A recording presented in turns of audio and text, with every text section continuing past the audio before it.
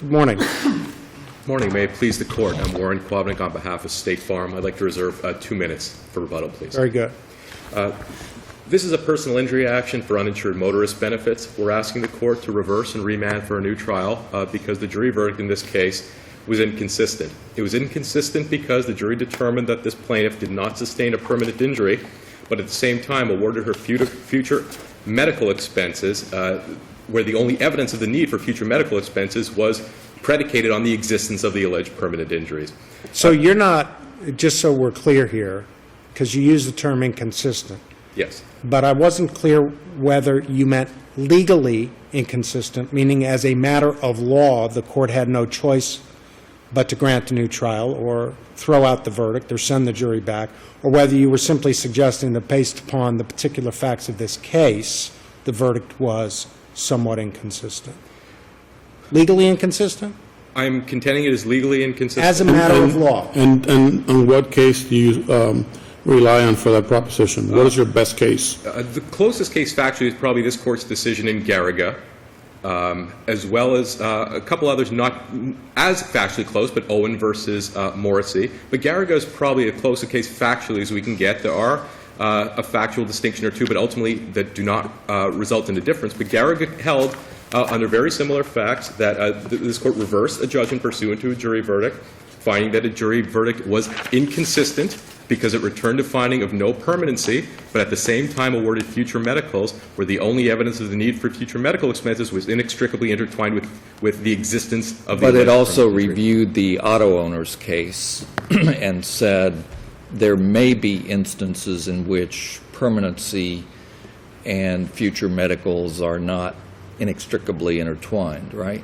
Well, that's true. And in fact, auto owners... So the question we have is whether it is closer to Garriga or closer to auto owners, the Supreme Court's case. Well, I would say, of course, it's closer to Garriga, and I'm not sure the Supreme Court's decision in auto owners actually set forth all the facts. I think the legal question in that case dealt with the jury instruction and the general principle of whether you can have future medical expenses without a finding of permanency. Without a finding of permanency. Right, and the general rule is yes, there's no absolute rule that says you need permanency to award future medicals. No question, and I want to make clear, I'm not arguing that. Okay. Well, then you're not arguing as a matter of law the verdict is legally inconsistent. This verdict is legally inconsistent. That's a fact-based issue, though. Well, in the sense that, Case-specific, fact-based issue. well, I think that's true, but the same way a directed verdict in a case So then is- we're done. If you agree that that's true, then we're done. That was No. for the jury to determine that. No, when I say it's a fact-based issue, I don't mean there was a factual question. What I mean is it requires an analysis of the facts the same way a directed verdict determination would be But a fact-based question. isn't there medical evidence here of exacerbations or flare-ups, whatever you want to call it, that the disc problem that she has may not require surgery, it may not be a permanent condition, but there may be necessary treatment to, whether it's palliative, whether it's to take care of a flare-up. Two responses to that. There was evidence, and which they're relying upon in part from Dr. Hedrick, that's the chiropractor, who said that the future medical care that she would need would be ongoing palliative care for the permanent injury he diagnosed. But this is an important point.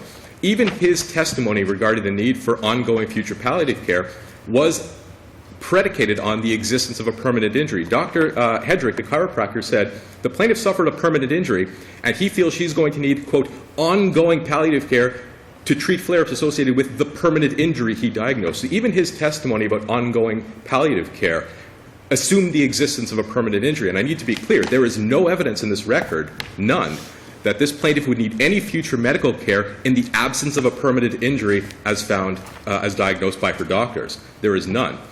And I need to clarify, I think, Judge Fernandez and Judge Demas' questions regarding is this legal or is this fact-based.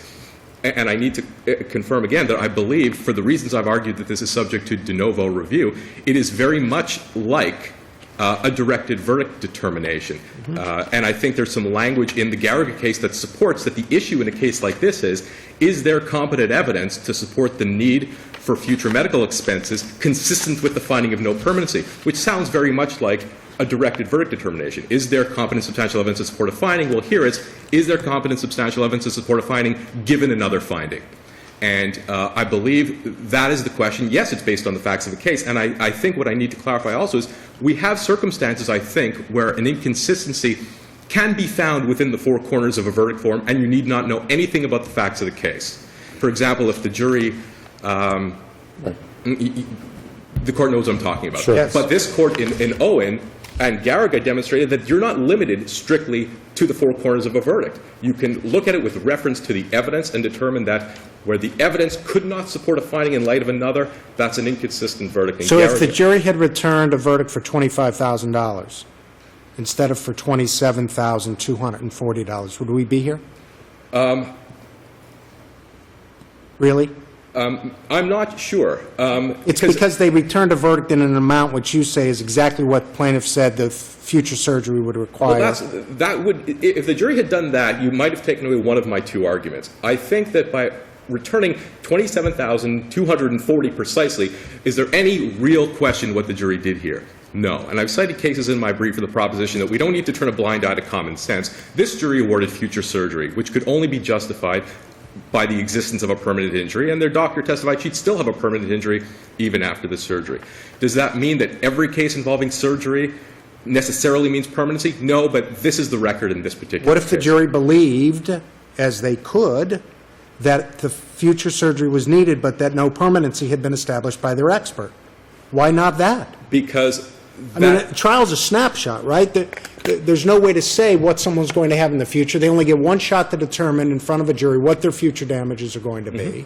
that argument, that suggestion, Judge, I think is entirely defeated by the court's decision in Garriga, where they said where the doctor testified she would need future surgery to deal with a permanent injury and would be left with a permanent injury. It was inconsistent and reversible for the jury to award an amount that corresponded necessarily to surgery without a finding of permanency. So if the plaintiff's expert had said, regardless of whether the injury is permanent or not, and I think it is permanent, she's going to need this surgery, here's what it's going to cost, that would be okay? That would be probably okay, yes, because then the evidence could support a finding of surgery in the absence of permanency. No rational basis on this record to reach those two findings simultaneously. So my two arguments really are, given the precise dollar figure, it wasn't a nice round number, we know the jury awarded surgery which could only be connected to a permanent injury.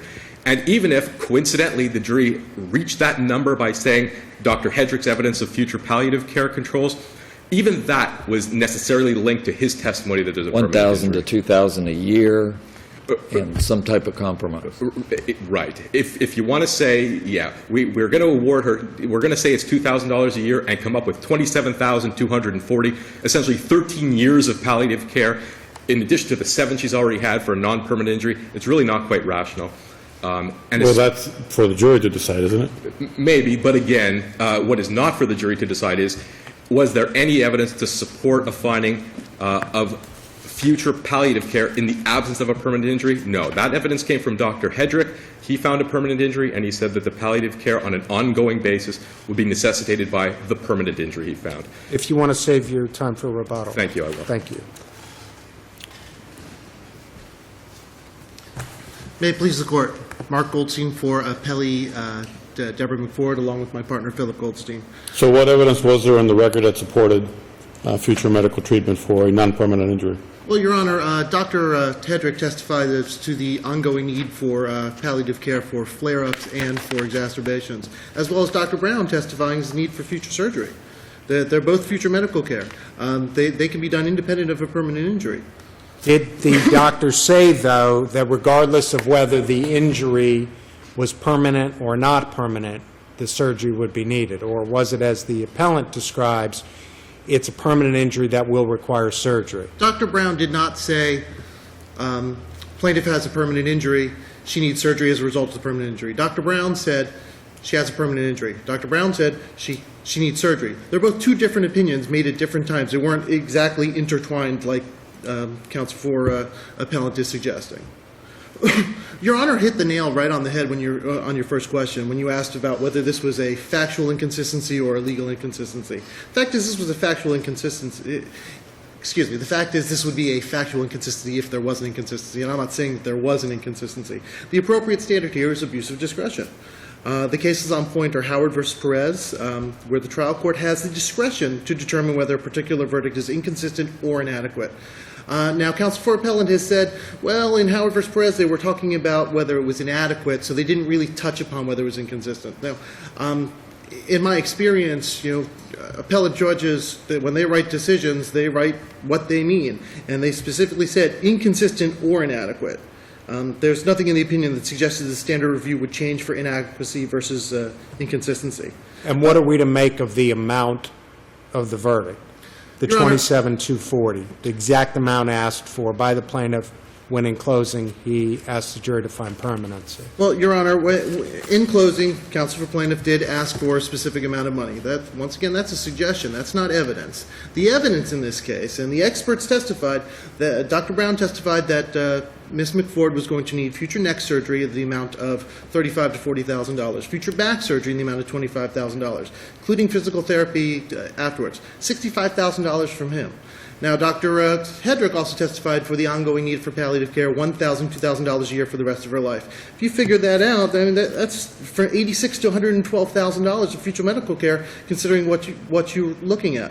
And all they gave was $27,240. The jury only gave $27,240. Now, the case that the counsel's talking about, which is, Capital Bank versus MVB, the court noted that the jury verdict was exactly the same of the amount this plaintiff's counsel asked for, and the same amount that the experts testified to. Here it was what plaintiff's counsel asked for, not what the experts testified to. The jury was free to award more, was free to award less. They chose to award that amount.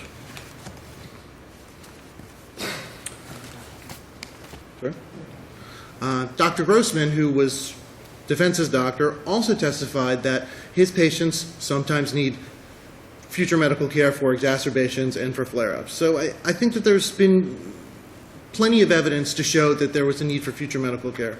As Your Honor knows, the law in the state of Florida is not that future damages are linked to permanent injury. That it's only that they're reasonably certain to occur in the future. That's a standard jury instruction 501.1b. It's given in every negligence case. It's given before the permanency hearing. 501.2b, 501.2c discuss how to calculate the value of medical damages and lost wages, and both address future damages. Now, the verdict form. The verdict form is very specific. It was agreed to by all parties. It asks for the amount of past medical, the amount of past lost wages, the amount of future medical, the amount of future lost wages. Only after that do we get to the question of permanency. Permanency has nothing to do with whether or not there are future medical damages. Future medical damages are only ones that are reasonably certain to be incurred in the future. Now, Judge Langer heard all of the evidence. He was sitting during the trial. He listened to the post-trial motions. He believed that there was reasonable, competent evidence to support an award for future damages. Do you wish to rest on your brief for any other points? Yeah, unless Your Honor has any other questions. Thank you very much. Thank you. Mr. Plowman, you have 2 minutes. Thank you. Plainly, nothing in Dr. Grossman's testimony, the defense doctor, could support an award of future medicals, particularly for $27,240 in this case. He was The argument seems to be that in cross, he agreed that there might be exacerbations and flare-ups without necessarily quantifying the damages. No, he didn't testify to that. The question was, what's an exacerbation? And he explained sometimes people go through periods when they feel better or worse. He was not asked about the plaintiff at all. He was not asked about what would be needed for that. He said he'd send people for chiropractic care sometimes. And his testimony as to the plaintiff was, she needs nothing further, hasn't needed anything for years. His testimony couldn't support anything with regard to future damages. The standard of review, I think, is addressed in the brief. I'm not going to address it now. I think they're misplacing reliance on the Avakian and the Howard case. And the notion, again, I think was represented that permanency has nothing to do with future medical expenses. May have been an overstatement. May have been an overstatement. It is an overstatement. And given that the court recognizes it, I won't dwell on that. But I think, again, if the court looks at one case, I would urge you to look at the Garriga case. But for the difference with Dr. Hedrick's testimony, but again, Hedrick's was predicated just like Brown's on the existence of a permanent injury. I don't think this case is meaningfully different from Garriga, and I think we had a legally inconsistent verdict here, and I'd ask that the court reverse. Very Thank good. you. Thank you all.